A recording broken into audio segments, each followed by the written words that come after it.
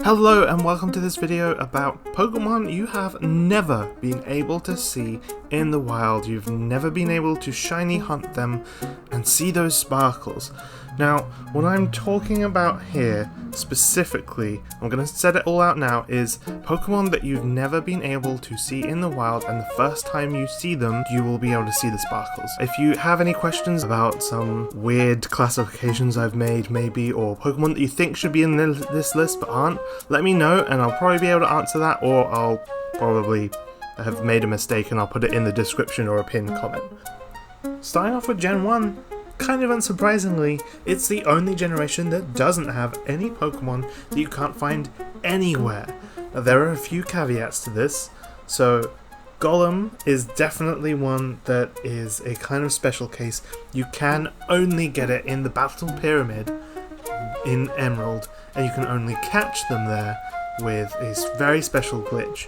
I've talked about a few Pokemon that you can only get in the Battle Pyramid in another video, should be up in the pins, but Golem is a really special case. He's never been available in the wild, but he has been in the Battle Pyramid, and you can hunt him there and catch him as a shiny. And then there's a couple, like every single fossil Pokemon, who we've only just had in the latest DLC, Crown Tundra. So it's cool to see that finally with this DLC, everything in Gen 1 you can get just on its own in the wild, and you can see those sparkles. Now for Generation 2, as far as I can tell, there are only 4 Pokemon not available. There are the starters, Typhlosion, Feraligatr, and Meganium. They've never been available in the wild at all. The first forms have been available in Island Scan, the second are in Pokemon Colosseum as a shiny huntable Shadow, but the fully evolved Pokemon have never had their debut in the wild.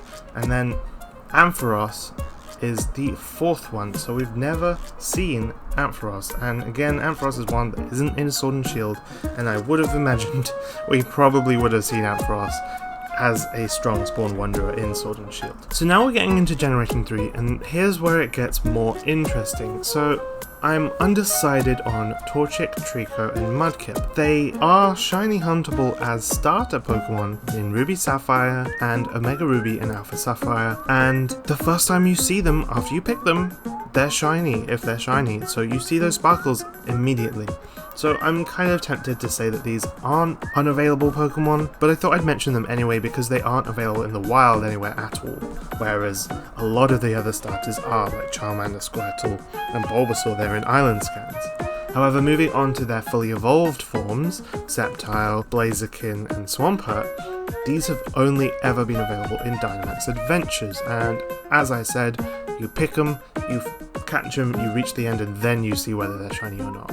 That's the only place you've ever been able to see them and catch them in the wild. Exactly the same goes for Exploud as well. Exploud isn't available anywhere, and I really thought that Exploud was going to be one of the Crown Tundra strong spawn, but he's only in Dynamax Adventures. He's not even in any max raids. Moving on, we've got the final one of Gen 3, which is Jirachi. Jirachi, again, a little bit wishy, but the only way you've ever been able to shiny hunt Jirachi is through either the Colosseum bonus disc or the Pokemon Channel European copy, or the PAL copy. And they can be shiny from that, but it is more of a case of you being gifted the Pokemon and then you having to check. So you can't see those shiny sparkles in the wild, you don't hunt it down in the same way. Anyway, that's going to do it for this part 1, Generations 1, 2, and 3. Stick around for part 2 coming soon. This has been a celebration of sorts. I've just hit 100 subscribers on YouTube, and I'm so eternally grateful for everyone that stuck around. I can't believe it, to be honest. Thank you so much, and here's to another 100 more, you know? Why not? But regardless, it doesn't even really matter about the number. Just seeing all these comments that I'm making people happy or making videos that are useful just mean absolutely everything. They mean way more than the numbers, to be honest. But I am really, really grateful that there are so many people that want to see more from me. But yeah, that's gonna do it for now. I do more videos like this, and I also do shiny hunts in general, so stick around if you do want to see any more of that. And as always, good luck on all your hunts.